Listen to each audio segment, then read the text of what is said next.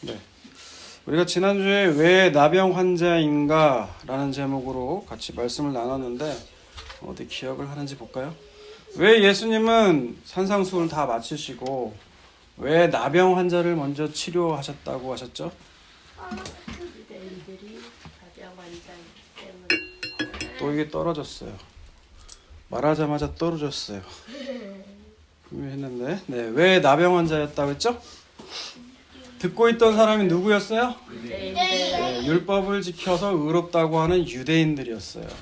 너희들이 바로 그 나병 환자다. 나병 환자가 어떻죠? 증상이 살이 썩어도 썩어진지를 몰라요. 상처가 나도 아픈지를 몰라요. 그게 나병이에요. 그래서 무서워요. 그래서 예수님은 마태복음 5장에서 7장까지 우리가 아는 산상수훈이라고 하는 그 설교들을 통해서 하나님 주신 그 율법들이 진짜 의미가 무엇인지를 말씀해 주셨어요. 그리고 결론이 뭐냐? 너희는 도저히 율법을 지킬 수가 없다라는 거예요. 내가 그래서 그 율법을 지키러 왔다. 하나님이 왜 율법 주셨다고 했죠? 로마서에 보면 율법으로는 죄를 깨달으라고. 네. 그래서 너희가 나병 환자라는 걸 알으라고. 여러분 나병 환자 그 레위기 율례들을 봤잖아요. 오히려 전신에 나병이 다 퍼지면 뭐라고 선언하라고요? 깨끗해졌다, 정하다고. 그게 어떻게 말이 돼요? 그 말은 즉슨 뭐예요? 자기가 죄인인 걸 알고 주님께 나오는 자들은 뭐예요? 이 나병 환자처럼 깨끗함을 받을 수가 있다라는 거예요. 주께서 원하시면 저를 깨끗하게 하실 수가 있나이다. 그게 나병 환자라는 거예요. 그게 복이라는 거죠. 오늘 말씀은 이제 8장과 9장의 예수님의 그 치유사역, 그 이야기가 끝나고 이제 10장은 뭐가 시작돼요? 설교, 말씀이 시작되는 거예요. 그 대상은 누구였죠? 유대인. 5장에서 7장까지 나오는 산상수훈의 대상은 유대인들 그 무리들이었거든요. 근데 10장의 설교의 대상은 예수 그리스도를 알고 믿고 따르는 그 제자들에게 하신 말씀이세요. 그죠? 근데 이 10장 넘어가기 전에 9장에서 보면 중요한 것이 있어요. 제자가 되기 위해서는 어떤 사람이 제자가 되느냐라는 거죠. 9장 36절 한번 보세요. 9장 36절에 보면 이런 말씀이 있어요. 읽어볼까요? 무리를 보시고 불쌍히 여기시니 이는 그들이 목자 없는 양과 같이 고생하며 기진함이라. 네. 이에 제자들이 이 36절만 일단. 첫 번째 조건은 뭐냐? 목자의 마음을 가져야 된다는 거예요. 목자의 마음. 목자의 마음이 어떤 마음이에요? 불쌍하고 안타까움 여기는 마음이에요. 목자는 그런 거예요. 목자는 하나님이 이 목자의 마음을 주시면 자기에게 해코지 하는 사람들조차도 불쌍히 여겨진대요. 저는 목자의 마음이 아직 없나 봐요. 저는 저희 가족이나 저를 해코지 하면 보복하고 싶은 마음이 더 크거든요. 하지만 진짜 목자는, 저 같은 사꾼 목자 말고요, 진짜 목자는 하나님의 그 긍휼하신 마음, 안타까운 마음으로 꽉 차 있다는 거예요. 그러니까 손양원 목사님 같이 진짜 그 목사님이 그 마음을 품었는지는 저도 모르지만 그 자기 자녀를 죽인 사람마저도 용서하고 자기 자녀로 삼잖아요. 양아들로 삼잖아요. 그죠? 그 마음이 있어야 된다는 거죠. 그리고 또 뭐예요? 37절과 38절 읽어봅시다. 시작.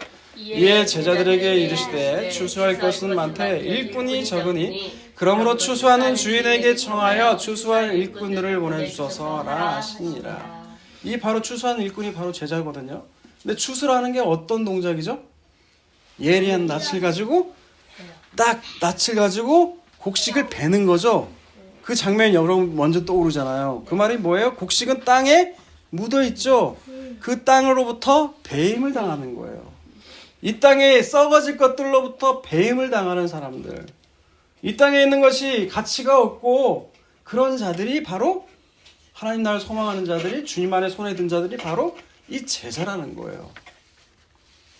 이 제자들에게 오늘 주님 뭐라고 말씀하시는지 오늘 본문 볼게요. 오늘 본문 고른 이유는 이 말씀을 도저히 이게 뭔 말인가 하고 궁금한 사람들이 많더라고요. 먼저 34절을 읽어볼까요? 34절 읽어주세요. 시작. 내가 세상에 화평을 주러 온 줄로 생각하지 말라. 화평이 아니요 검을 주러 왔노라. 아니 예수님이 온 게 뭘 주러 왔대요? 검을 주러 왔대요. 내가 화평 주러 온 줄로 생각하지 말라는 거예요. 나 너희들을 화평하게 하고 잘 살게 하려고 온 게 아니다라는 거예요.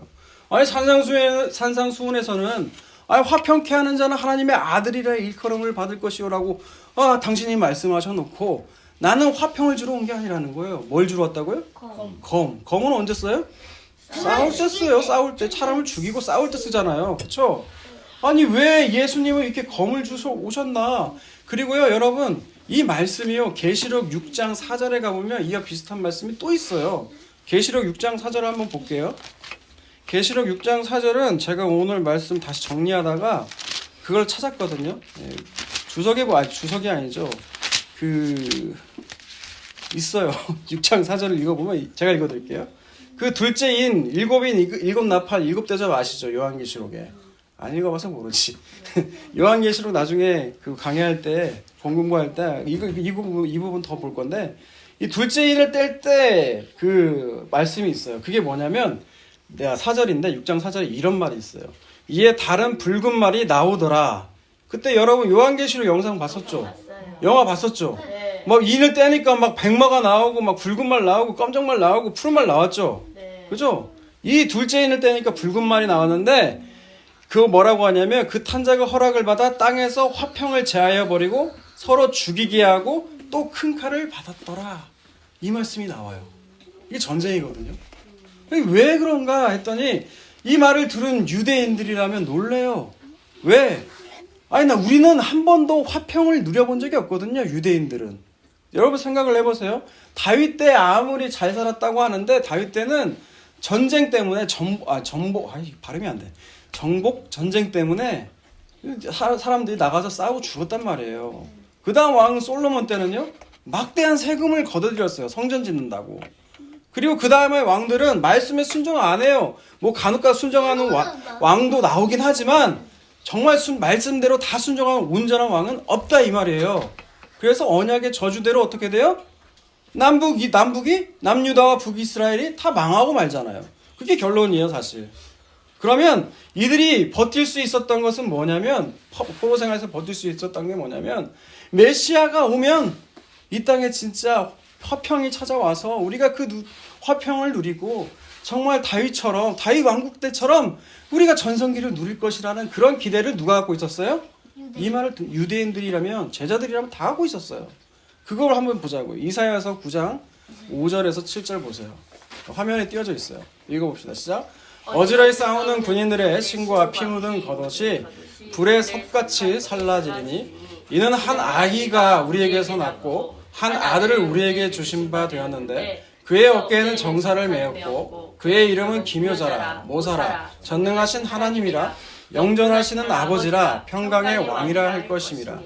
그 청사와 영광의 왕함이 무궁하며 또 다윗의 왕자와 그의 나라에 군림하여 그 나라를 굳게 세우고 지금 이후로 영원히 정의와 공의로 그것을 보존하실 것이라.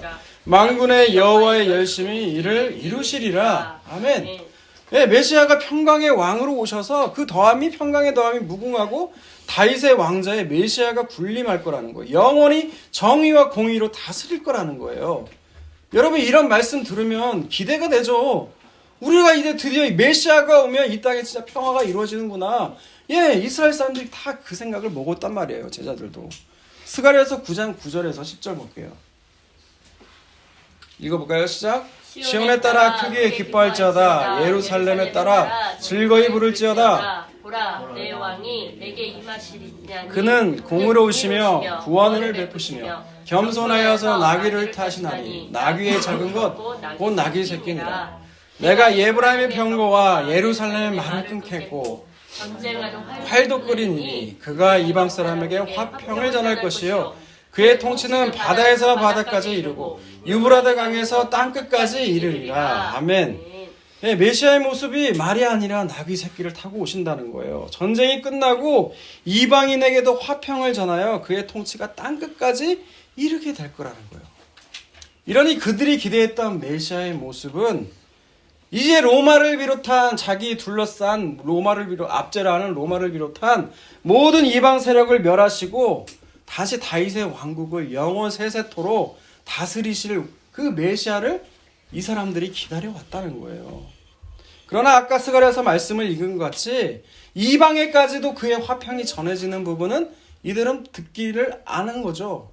외면한 거죠. 이방인에까지 가야 된다고 했거든요. 화평이. 예, 이미 구약에서도 이방에까지 그 복이 미친다는 거예요, 사실. 그래서 아기 예수가 탄생하는 누가복음 2장 11절에서 14절을 보면요. 안 찾았어요?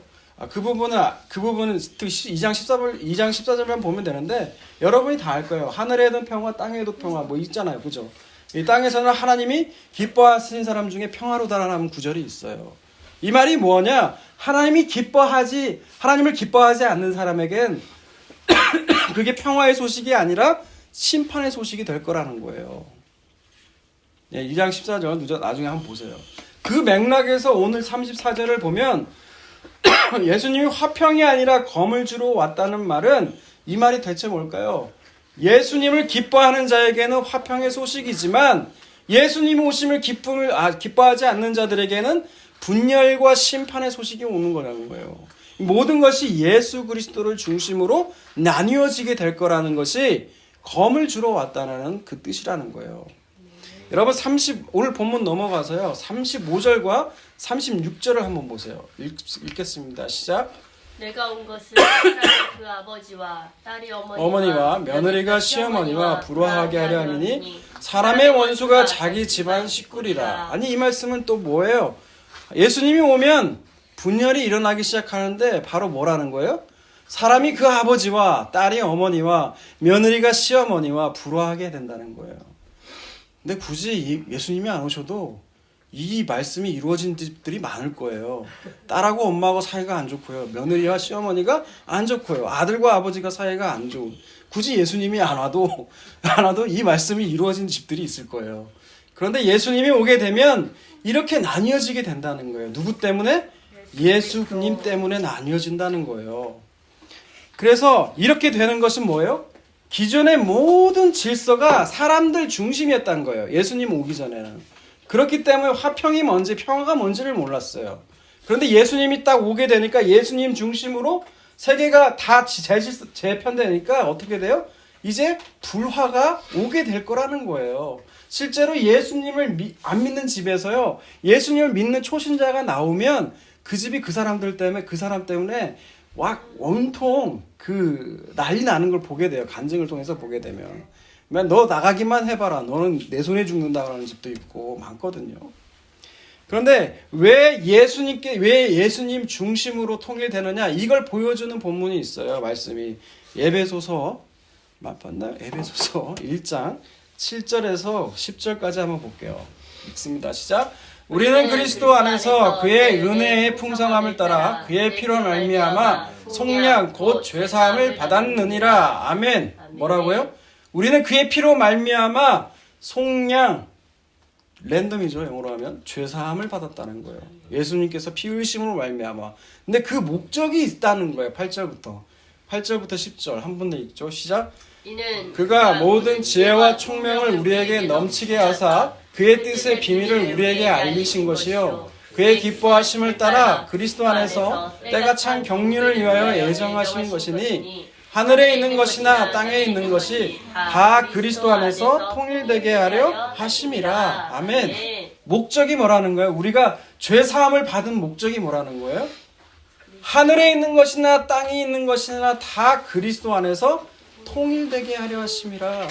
예수 그리스도를 중심으로 다 모든 것이 이루어져야 된다는 거예요. 그 전에 너희가 자기 중심적으로 살아왔다면 이제는 예수 그리스도를 중심으로 모든 것들이 다 재편되어야 된다는 거예요. 그것이 하나님의 플랜, 하나님의 비밀이라는 거예요. 그게 이제 알려졌다는 거예요. 그런데 이 선악과를 먹은 인간은 이 예수 그리스도를 중심으로 통일이 되는 것을 싫어해요. 뭘 좋아해요? 다 내 중심 되기를 원한단 말이에요. 나이 드신 할아버지, 할머니도 젊은 애들도 어린 애들도 다 내 중심으로 이루어지길 원해요. 조금만 자기하고 생각이 달라봐요. 바로 대들어요. 어린 애들도. 추워봐봐요. 뭔 말만 하면 왜요? 왜 그렇게 해야 되는데요? 왜요? 이런 말이 나와요. 왜 그래요? 선악과 먹은 인간이라서 그래요. 여러분 창세기 찾아보지는 않을 거예요. 하와를 하나님이 처음 만들었을 때 아담의 첫 반응이 뭐였어요? 기뻐했어요. 야, 니는 내 뼈 중에 뼈요, 살 중에 살이라고 너무너무 사랑스러워했어요. 근데 선악과를 먹고 나서 이제 그 에덴강에서 쫓겨나게 생기니까 이 하와를 뭐라고 그래요? 아담이? 당신이 만든 여자가 나를 하여금 이걸 먹게 했다고. 예, 하와 탓을 해요. 근데 그 앞에는 뭐가 있어요? 당신이 만드신 누구 탓하는 거예요? 하나님 탓하는 거예요. 이게 자기중심적인 인간의 모습이라는 거예요. 여러분 아담과 하와만 그런 줄 알아요? 그 이후에 자녀들도 있었죠. 쫓겨나서 가인과 아벨 보세요. 가인이 왜 아벨을 돌로 때려 죽여요? 내 재단은 불에 안 붙고. 왜 가인의 재산, 왜 내 재산을 안 받고, 가인의 재산을 안 받고, 왜 아벨의 재산을 받아요? 열받은 거예요, 가인이. 이게 뭐예요? 자기 중심적인 모습이라는 거예요. 나중에 가인의 아들 라멕을 보세요. 더 가관이에요. 가인을 해하는 자가 7배의 벌을 받을 거라고 했다면 나를 해치고자 하는 자는 77배의 벌을 받을 거라는 거예요. 갈수록 더 악화되는 게 뭐예요? 더 심화되고 있는 게 자기중심이에요. 디모데후서 말씀도 보여. 말세에 이르면 뭘 한다고요? 자기를 사랑하는 때가 온다는 거예요. 자기 사랑이 뭐라고 나와요? 그 위에 보면 돈을 사랑한다는 거예요. 쾌락을 사랑하고 부모를 저주하고. 여러분 이게 인간의 모습이라는 거예요. 이게 인간의 모습. 그러면 율법을 지켜서 율법을 준 그 이스라엘은 얼마나 어떻게 살아왔어요? 에레미야 보세요. 에레미야 9장 띄워주세요. 1절 보면 어찌하며 내 머리는 물이 되고 내 눈은 눈물이 근원이 됐고 죽임을 당한 딸 내 백성을 위하여 주야로 울리로다. 예레미야 선지자가 이스라엘을 보면서 울고 있어요. 울고 탄식하며 있는 거예요. 2절 보세요. 내가 광야에서 나그네가 머물 곳을 얻는다면 내 백성을 떠나 가리니 내 광야에서 떠나서 머물 곳만 있다면 내가 다른 데 가겠다는 거예요. 이 예루살렘을 떠나서 내가 다른 데 가겠다는 거예요. 왜 그래요? 2절 후반부터 다 끝까지 읽어볼게요. 그들은 다 가늠하는 자요 반역하는 자의 무리가 되미로다. 여호와의 말씀이니라. 그들이 화를 당긴 같이 그들의 혀를 놀려 거짓을 말하며 그들이 이 땅에 강성하나 진실하지 아니하고 악에서 악으로 진행하며 또 나를 알지 못하니라. 계속 읽어주세요. 띄워주세요. 너희는 각기 이웃을 조심하여 어떠한 형제든지 믿지 말라. 형제마다 완전히 속이며 이웃마다 다니며 비방함이라. 그들은 각기 이웃을 속이며 진실을 말하지 아니하며 그들의 혀로 거짓말하기를 가르치며 악을 행하기를 지치거늘 내가 사는 곳이 속이는 일 가운데 있도다. 그들은 속이는 일로 말미암아 나를 알기를 싫어하느니라. 여호와의 말씀이니라. 그러므로 만군의 여호와께서 이와 같이 말씀하시되 보라 내가 내 딸을 백성을 어떻게 처치할꼬 그들을 녹이고 연단하리라. 그들의 혀는 죽이는 화살이라. 거짓을 말하며 입으로는 그 이웃에게 편안을 말하나 마음으로는 해를 꾸미는도다. 예, 율법을 지킨다는 그 이스라엘의 실제는 어때요? 예루살렘의 실제 모습은 간음이고 반역이고 거짓이고 속임이고 비방이고 입으로는 평화의 말을 하나 마음으로 해를 꾸미는 이런 얘기를 한다는 거예요. 예, 이스라엘 역시도 자기중심적으로 더 악하게 더 살아왔다는 거죠. 여러분 이러니 자기중심으로 살아가니 자기 배만을 위해 살아가니 이것이 타락이고 이것이 바로 우상숭배라는 거예요. 여러분 출애굽한 이스라엘 백성 아시죠? 시내산에서 언약을 맺어요. 언약을 맺고 나서 그 모세가 돌판을 가지러 다시 시내산에 올라갈 동안 그 아래에서는 어떤 일이 벌어져요? 우리를 인도할 신을 만들어내라는 거예요. 바로 우상을 섬기는 거예요. 근데 이때 모세가 이제 돌판을 갖고 내려오죠. 어떻게 합니까? 출애굽기 32장 26절에서 29절 띄워주세요. 이에 모세가 진문에 서서 이르되 누구든지 여호와의 편에 있는 자는 내게로 나아오라 하며 레위 자손이 다 모여 그에게로 가는지라. 모세가 그들에게 이르되 이스라엘의 하나님 여호와께서 이렇게 말씀하시기를 너희는 각각 허리에 칼을 차고 진 이문에서 저문까지 왕래하며 각 사람이 그 형제를 각 사람이 자기의 친구를 각 사람이 자기의 이웃을 죽이라 하셨느니라. 레위 자손이 모세의 말대로 행하며 이날의 백성 중에 3,000명가량이 죽임을 당하니라. 모세가 이르되 각 사람이 자기의 아들들과 자기의 형제를 쳤으니 오늘 여호와께서 헌신하게 되었느니라. 그가 오늘 너희에게 복을 내리시리라. 아멘. 하나님 말씀이 내리니까 어떻게 돼요? 형제가 이웃을, 내 친구를 칼로 진짜로 배임을 당하는 사건이 벌어지게 돼요. 그죠? 진짜 지금 가짜예요? 지금 성경 말씀이? 진짜 그런 거예요. 오늘까지, 어제까지 같이 마시고 같이 즐긴 내 친구, 형제, 내 동생, 내 형, 아무리 가족이라 할지라도 하나님 말씀대로 칼로 쳐 죽였다는 거예요. 근데 그걸 뭐라고 한다고요? 헌신이라고 한다고요. 여러분, 성경 윤리적인 기준 잣대로 보면 여러분 전혀 성경 이해 안 돼요. 예, 성경 윤리 도덕적인 책이 아니에요. 하나님 자신이 어떤 분이신지를 계시하기 위한 책이에요. 오늘 본문 말씀과도 지금 출애굽기 32장이 그대로 실현되고 있는 걸 보잖아요. 여러분 신명기 13장을 보세요. 여기도 비슷한 구절이 나와요. 13장. 3장을 했어요, 제가. 신명기 13장을 제가 그럼 읽어드릴게요. 신명기, 창출 내린 신이죠. 신명기 13장. 3장으로 적었구나, 내가. 13장이에요, 13장. 신명기 13장 6절에서 10절까지인데요. 이렇게 나와 있어요. 내 어머니의 아들 곧 내 형제나 내 자녀나 내 품의 아내나 너와 생명을 함께하는 친구가 가만히 너를 꾀어 이르기를 너와 내 조상들이 알지 못하던 다른 신들 곧 내 사방을 둘러싸고 있는 민족 혹 내게서 가깝든지 내게서 멀든지 땅이 이 끝에서 저 끝에 있는 민족의 신들을 우리가 가서 섬기자 할지라도 너는 그를 따르지 말며 듣지 말며 긍휼히 여기지 말며 애석히 여기지 말며 덮어 숨기지 말고 너는 용서 없이 그를 죽이되 죽일 때에 내가 먼저 그에게 손을 대고 후에 뭇 백성이 손을 대라. 그는 애굽 땅에서 종되었던 집에서 너를 인도하여 내신 내 하나님 여호와에게서 너를 꾀어 떠나게 한 잔지이니 너는 돌로 쳐 죽이라. 네, 거기까지 10절까지요. 10절까지. 예, 애굽 땅에서 종되었던 너희를 인도한 여호와 하나님을 떠나게 하는 자는 걔가 아무리 선지자, 목사라고 할지라도 가족이라 할지라도 죽여버리라는 거예요. 여러분 이 말씀이 실제로 구약의 역사 가운데 일어났다는 거예요. 오늘 말씀도 마찬가지예요. 이제 예수님 중심으로 이루어지는 그 세계에 대해서 지금 다시 얘기를 하고 있는 거예요. 예수님께서. 또 어떤 일이 벌어져요? 36절에서 39절까지 다시 한번 보세요. 사람의 원수가 자기 집안 식구리라. 아버지나 어머니를 나보다 더 사랑하는 자는 내게 합당하지 아니하고 아들이나 딸을 나보다 더 사랑하는 자도 내게 합당하지 아니하며 또 자기 십자가를 지고 나를 따르지 않는 자도 내게 합당하지 아니하리라. 자기 목숨을 얻는 자는 잃을 것이요 나를 위하여 자기 목숨을 잃는 자는 얻으리라. 예수님보다 이제 더 사랑하는 것이 있다면 그것이 내 딸이든 내 아들이든 그게 뭐 강아지가 됐든 뭐가 됐든 심지어 자기 목숨보다도 예수님을 더 사랑해야 된다는 거예요. 그렇지 않으면 예수님께 합당하지 않는 사람이라는 거예요. 이 말이 뭐예요? 네 글자로 하면 자기 부인이 되어야 된다는 얘기예요.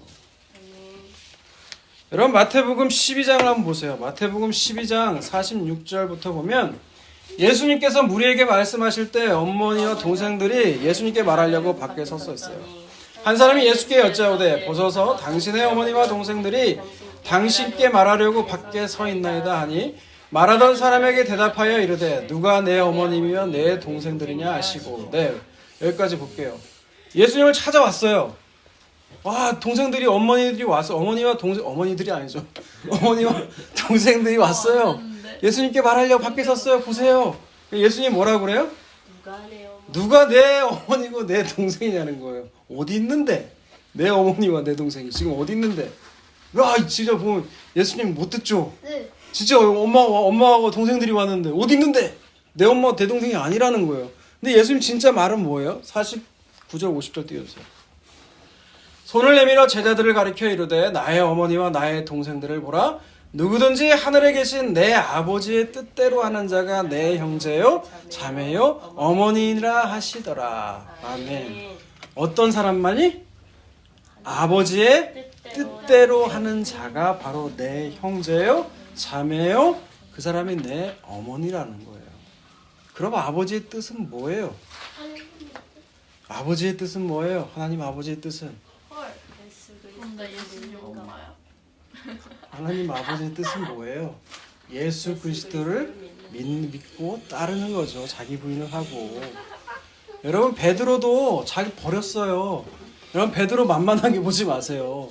베드로는 자기 지금도 배가 비싸거든요. 그 고깃배 버리고요. 아버지 버리고 가족 버리고 예수님 따라갔어요. 물론 십자가 앞에서 예수님 모른다고 부인했지만 여러분 베드로만큼 여러분 뭐 버린 거 있어요? 예수님 믿고 따르는데 여러분 버린 거 있어요? 아무것도 없잖아요. 그러니까 베드로 너무 가짜게 보지 마세요. 베드로 대단하신 분이에요. 예. 요 말을 가지고 이단들이 뭐래요? 예수님을 따르려면 가족 재산 다 버리고 다 바치라는 거죠. 예, 가족 버리라는 거예요. 이게 문자적으로 진짜 그런 의미예요? 여러분 또 다른 말씀인 디모데전서 5장 8절을 보면 마땅히 돌봐야 가족을 버리는 자는 불신자보다 더 악한 자라고 말씀하세요. 예, 이 말씀은 그런 말씀이 아니죠.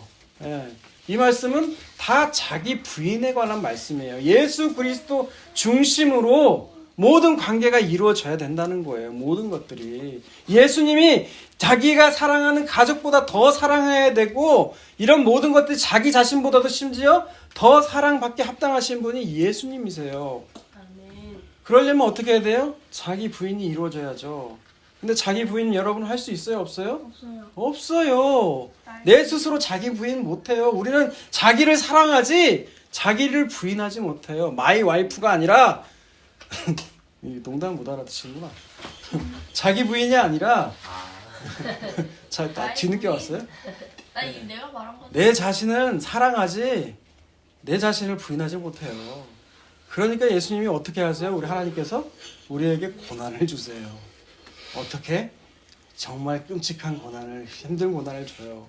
그래서 자기 부인의 길로 자기의 사랑하는 자녀들을 꼭 이끄세요. 그래야 예수 그리스도의 형상이 그 안에 들어갈 수가 있어요. 여러분들 이제 성경 결론 두 군데만 보고 말씀을 마치도록 하겠습니다. 요한복음 14장 26절 27절입니다. 읽습니다. 시작. 회사 곧 아버지께서 내 이름으로 보내실 성령 그가 너희에게 모든 것을 가르치고 내가 너희에게 말한 모든 것을 생각나게 하리라. 평안을 너희에게 끼치노니 곧 나의 평안을 너희에게 주노라. 내가 너희에게 주는 것은 세상이 주는 것과 같지 아니하니라. 너희는 마음에 근심하지도 말고 두려워하지도 말라. 아멘. 성령이 오시면 하시는 일이 있죠. 가르치시고 생각나게 하시고 우리에게 평안을 주시는데 그 평안은 세상의 것과 다르다는 거예요. 이 말씀은 뭐냐? 하나님의 백성을 하나님께서 그 말씀의 검으로 우리를 세상으로부터 분리시키신다는 거예요. 그 평안이 우리에게 온다는 거예요. 그런 자들에게. 요한복음 20장 19절부터 봅시다. 이날 곧 안식 후 첫날 저녁 때에 제자들이 유대인들을 두려워하여 모인 곳에 문들을 닫았더니 예수께서 오사 가운데 서서 이르시되 너희에게 평강이 있을지어다. 이 말씀을 하시고 손과 옆구리를 보이시니 제자들이 주를 보고 기뻐하더라. 예수께서 또 이르시되 너희에게 평강이 있을지어다. 아버지께서 나를 보내신 것 같이 나도 너희를 보내노라. 이 말씀을 하시고 그들을 향하여 숨을 내쉬며 이르시되 성령을 받으라. 거기까지요. 예, 예수님이 그들을 향해서 제자들을 향해서 숨을 내쉬고 22절이요. 평강이 있으라 하시고 숨을 내쉬며 이르시되 성령을 받으라고 말씀하시죠. 여러분 이때 숨을 내쉰다는 이 단어가요. 똑같은 단어가 히브리어로 하면 인간을 만드시고 하나님이 그 코로 생기를 불어넣으셨다는 것과 똑같이 일치해요. 그러면 구약과 신약의 차이는 뭘까요? 차이는 뭐야? 구약은 애창조라면 선악과 먹은 그 애창조의 모습이라면 20장 22절에서는 예수님으로 말미암아 새로운 창조를 하신다는 내용이 다 내포되어 있는 거예요. 그게 뭐예요? 성령을 받으라는 거예요. 그렇게 되면 뭐예요? 23절 너희가 누구의 죄든지 사하면 사하질 것이요 누구의 죄든지 그대로 두면 그대로 있으리라 하시니라. 아멘. 예, 예수님은 부활 승천 후에 이 성령을 믿는 우리에게 주셨어요. 그런 자들은 제자들처럼 세상과 분리돼서 하나님이 주시는 그 평안과 평강의 마음으로 살아간다는 거예요. 여러분 이 복이 우리 모두에게 있기를 주님의 이름으로 축복합니다.